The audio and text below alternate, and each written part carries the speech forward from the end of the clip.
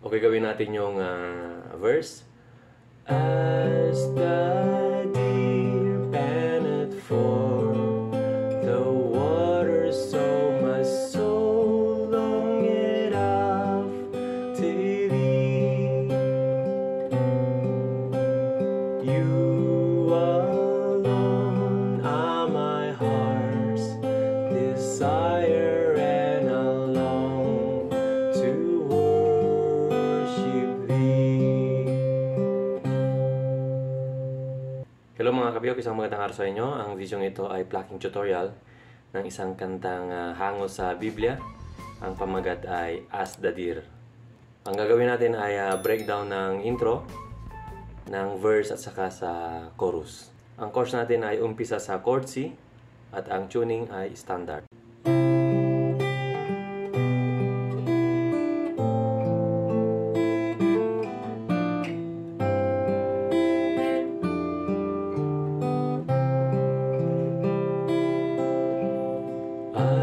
As the deer panteth for the water, so my soul longeth after thee. Okay, start tayo sa chord C.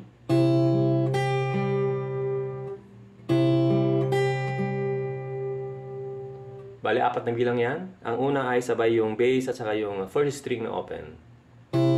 Then, third string, open yan. Then, pagpunta ng first string, ilagay mo yung hinliliit doon sa third fret. Then, balik na ang third string na open. Ang sunod dyan ay G, pero ang bass ay sa B. Kaya G over B. Ang gawin mo dyan sa G over B, para hindi ka mahirapan, mula sa C, ilalagay mo yung hintuturo doon sa second fret para sa bass nung fifth string. Then yung hinliliit doon sa third fret nung first string. Okay, mula sa C, C yan, then G over B. Ito lang. Okay, gawin natin ang G over B.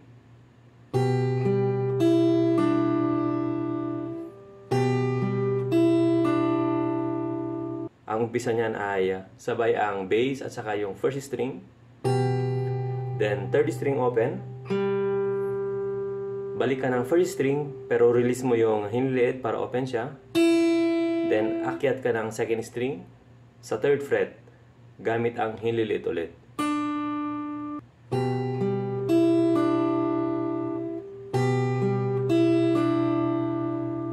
Then sunod niyan ay A minor.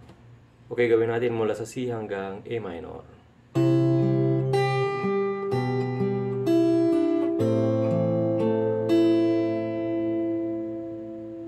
A minor.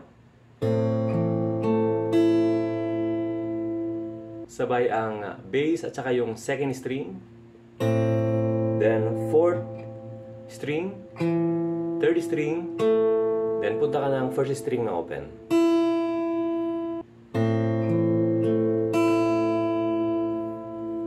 Then D minor 7. Pagdating ng D minor 7, medyo mag-iiba yung plucking style natin kasi magdadagdag tayo ng mga pull off at saka slide. Okay, mula sa A minor.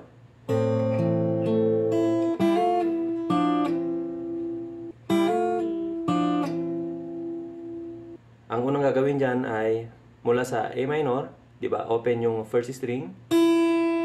Ang sunod na gawin mo dyan para sa D minor 7 ay sabay yung first and second string open, pluck, hammer, pull off. Para yung pag pull off mo may sariling sound. Pluck, hammer, pull off.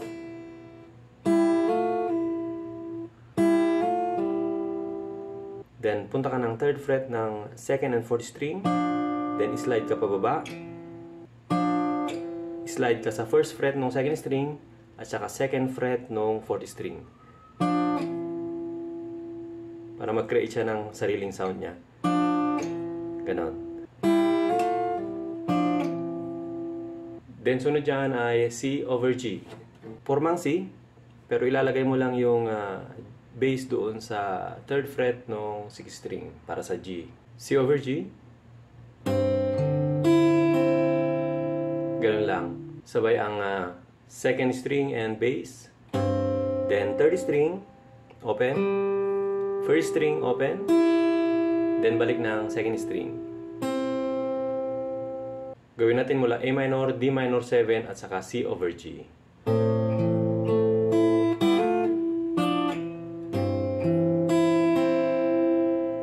Then, ang sunod yan ay G over F. Sa G over F, ang position ng mga daliri mo ay ganito lang. Yung hiniliit mo doon sa third fret ng second string. Then, yung thumb mo sa first fret ng sixth string para sa bass na F. Bali, ganyan yan. Mula sa C over G, di ba ganyan yung C over G natin? Lilipat ka ngayon, ganon. G over F. Sabay yung second string, then bass. Akit ka ng third na open, fourth. Balik ka ng second string, pero i-release mo yung hililiit para open.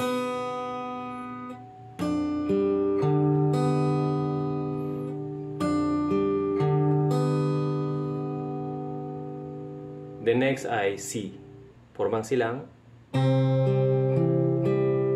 Yan ay sabay yung second string at saka bass. Then third string, fourth string, balik ng third string.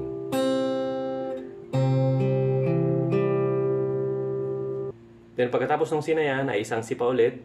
Pero ang plucking niyan ay mula sa first string. First, second, third, balik ng second.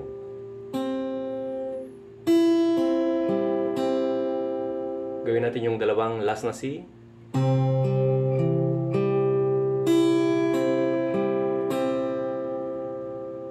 Then, umpisa ng verse.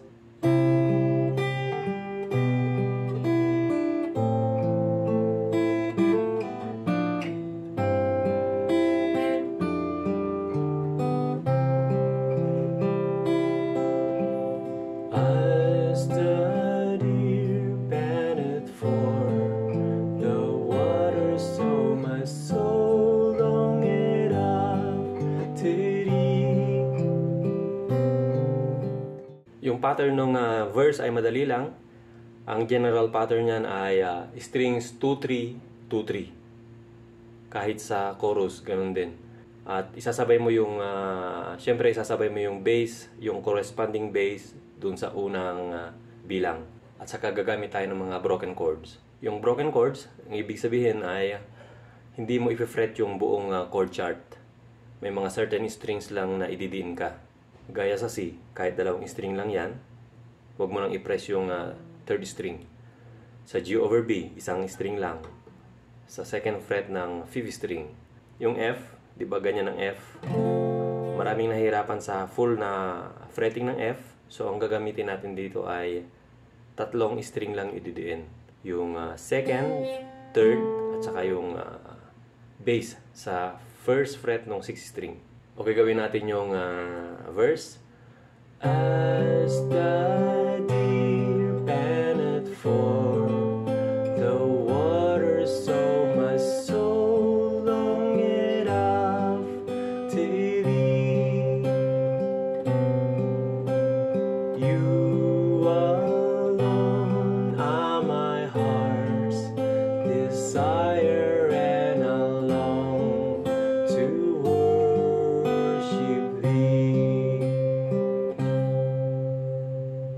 Pagdating ng chorus ay ganun din, broken chords at saka yung pattern ay 2-3, 2-3 lang. Ang chorus ay umpisa sa A minor. Okay, mula dun sa last part ng verse, pasok ng chorus. You alone are my heart's desire and I long to worship thee.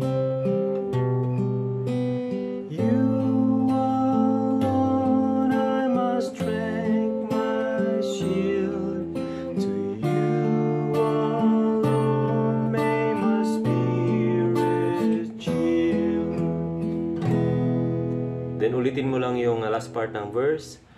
You alone are my heart's desire and I